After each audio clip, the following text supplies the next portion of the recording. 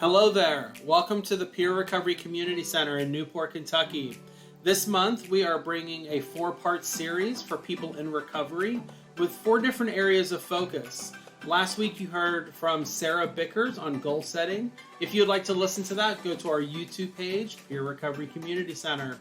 Today I do have Tom Spicer with us, and today we're going to be talking about fiscal responsibility and how to prepare yourself for the future and take a look at your personal finances and how to be more responsible with your money.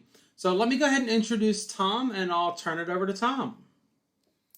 Hello, my name is Tom Spicer. I am the Peer Support Specialist Team Lead and Coordinator at the PIER. I am myself in long-term recovery from substance use disorder. I've been in recovery for about 7.5 years.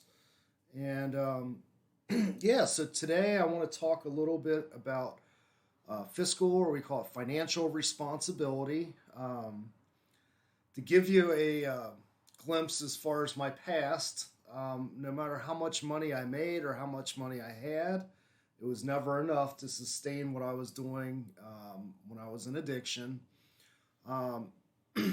And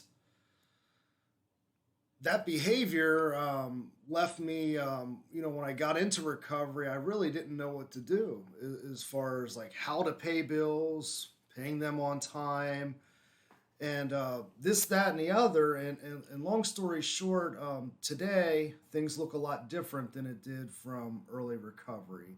And that's what I kind of want to talk about. Yeah. Awesome. Well, we're really glad you're here today, Tom, to talk about this. I know a lot of people in recovery, their first year, it's, they always suggest that, you just get a job that's not very stressful so you can just focus on, paying your sober living or paying your rent. And, I know it's been my experience that, my first year I got a job at a restaurant and there really wasn't an opportunity for me to save. So I'm really excited to hear you talk today about this. And so can you talk a little bit about your financial journey and what it looks like for you since you've been in recovery in terms of saving and thinking ahead and thinking of your future? What has that looked like for you?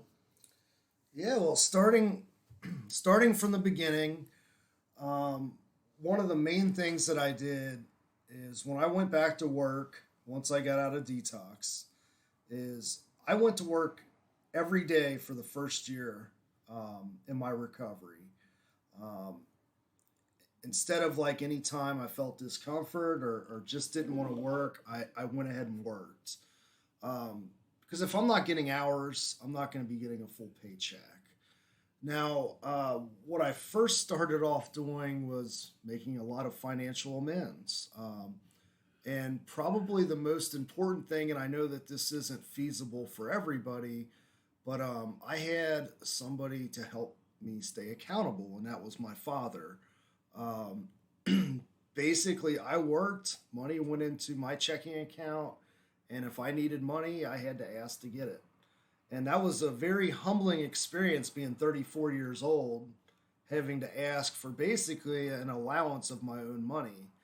Now, am I glad I did that? Absolutely. Because what that allowed me to do is I was able to pay rent, to live with my parents.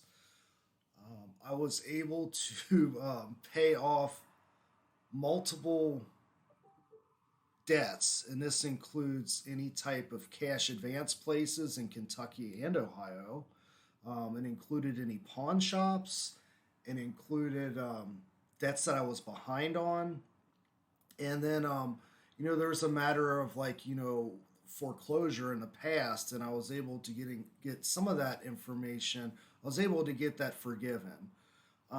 So within my first year in recovery, I was able to clean up a pretty good amount of the wreckage from my past. And I signed up for Credit Karma because I was told that was a good thing to do. And when I looked at my credit score, it was below 500, just like most people are when they're just getting into recovery. And today, my credit score is above 800. And it didn't happen overnight. But what I did was I cleaned up what I needed to clean up. And on Credit Karma, it gave me a list of all these things that were being reported to the Bureau. Now, some of them, even after I had paid them, they still showed up on there. So I was able to dispute that. And ultimately, once I started doing that, and later on in recovery, like I purchased a new car, made all these on time payments, my credit started to build. I was taking responsibility, fiscal responsibility, um, and making on time payments. I was creating smart credit, which means I got a credit card and I used it once a month and I paid it off at the end of the month. And that gave me a large revolving credit. And now, if I was to have a credit card with a 5,000 balance and I carried a $4,500 balance, what that's going to look like is it looks like I'm using almost all of my open credit. Um, and that doesn't look good on a credit score, especially over time. Um, and needless to say, if you have that much debt on a credit card, more than likely I would just be paying the minimum, which is just interest. So, I did a little bit of research and So, um, Tom, you had a lot of good bullet points there in terms of how to manage credit cards and um, you know checking your credit score and so on. So, why is it important to be financially responsible? well, it's important to be financially responsible because in recovery, what I was taught is that I need to start to stand on my own 2 feet. And what that means for me is freedom. So, say if I live in a sober living, for instance, um, I have to go by somebody else's rules, right? So eventually, when I get out of sober living and I go to get my own apartment or go to get my own house, I pretty much have a say so as far as what I do, and I consider that freedom. And again, that's all part of recovery. Now, you know, it's nice to be able to have a new car. It's nice to be able to have a place of my own. It's nice to be able to have these things. I like what you said. So I really like what you said about being in sober living and getting ready to go and buy get an apartment or buy a house. There are some steps that you can take to be more financially ready and somewhat stable to go into that. So, what steps do you feel like people need to take to be more fiscally responsible? Yeah, that's a great question. So, the most important thing of all is to set up a budget. And this can look however you want it to look. Um, it can be as simple as just getting a piece of paper and drawing a line down the middle. You put on one side, you put your assets, and on the other side, you put your liabilities. Assets would be how much you make per month after taxes, whether if it's you or you and a partner or you and a spouse. And then on the other side with liabilities, that's going to be everything that costs money, um, which would start with housing, whether if it's rent, sober housing rent, whether if it's a house payment, whether if it's just regular rent. And the second item would be any type of costs that are associated with living in that residence. And that could be anything like internet, phone, any type of utilities such as gas, electric, things like that. Um, and then also on that budget, and I'll get into this a little bit later, you'll want to have something what's called an emergency fund, a general savings fund, anything like gifts, any type of debt payments, entertainment expenses, clothes and accessories, food, transportation expenses. So it's always important to have these 10 things on the sheet. That way, what this will do is this will give you a full picture of what your monthly expenses are, and it will give you a full picture as far as what you actually make a month. So, what suggestions do you have for people that are maybe on a limited income or making a small amount of money each week? That putting back $25 a week in savings would be a lot for them. What suggestions do you have for people with different budgets? Sure. Absolutely. So the main thing is you always want to make sure you can take care of your basic needs. And what that looks like, that's going to be wherever you live, whatever costs are associated with that, with keeping the lights on, with keeping the heat on. Then you're going to go to food. You're going to whatever you can purchase in food. Now, if you don't have enough money, always try to sign up for financial assistance. If you need it, that's what it's there for. And that can help you budget until you can get more on your own 2 feet. Um, and then as well, transportation, like say if you want a car, but you can't yet afford one, maybe, what I'm saying is don't live beyond your means. So if you can't afford it, don't go spending money on something like, say, like brand new shoes like once a month when that money could go to something that's a little bit maybe more important. Sure, sure. Now, I know I've heard many conversations about how our employer, not my employer, your employer, but just in general, there's options to get 401ks, IRAs, different savings accounts. What information do you have for people who have a workplace that provides those type of benefits?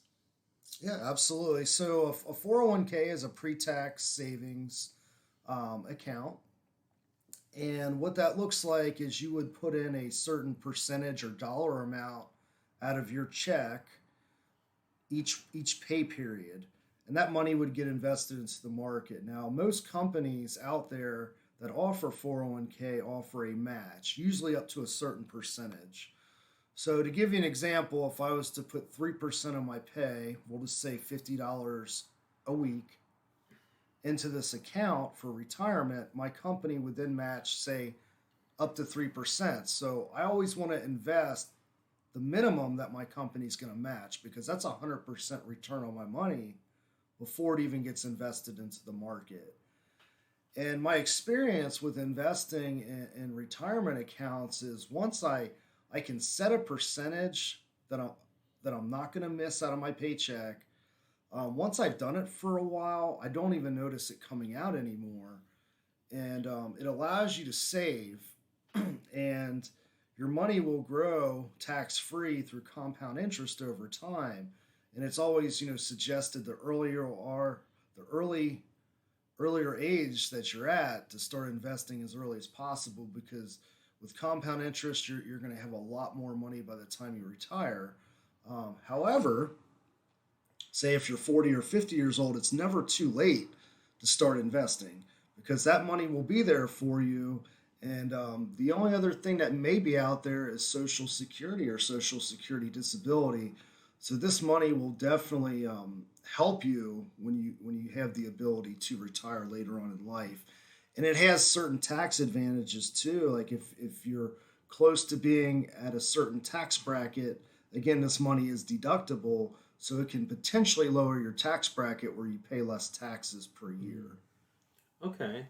Yeah, very good. I really like that you talked about, regardless of what your income looks like and what your budget looks like, there's always an opportunity to save money, either, not living beyond your means or signing up for your some sort of program through your work.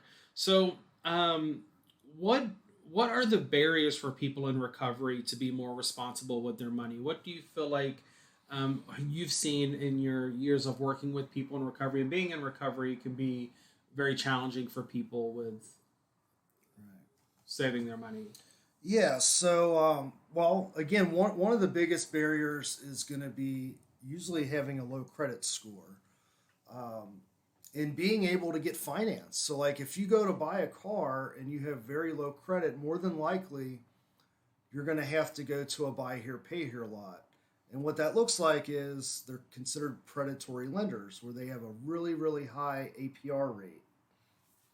And when you get this, APR of, say, like 23% on a $5,000 car over 4 or 5 years, you may end up spending $30,000 on that car. So one of the big things as far as like when we try to buy things in recovery, I know how I am. I want something and I want it now. However, when I bought my first car, I was able to save up for a pretty good sized down payment. And also at that point in time, I was able to actually have a cosigner. Now I know that that's not available for everybody, but I had some time in recovery and I had kind of gained some trust back in some people. And, I was able to get a cosigner and I made every payment on that vehicle on time. And of course, now it's in my name. But yes, so some of the barriers are, with credit cards, credit card debt, it's going to be extremely hard to save money when you have credit card debt, especially if you're maxed out on your cards. So one of the things I always recommend is to get that debt paid off the fastest. Anything that you're paying a high interest rate.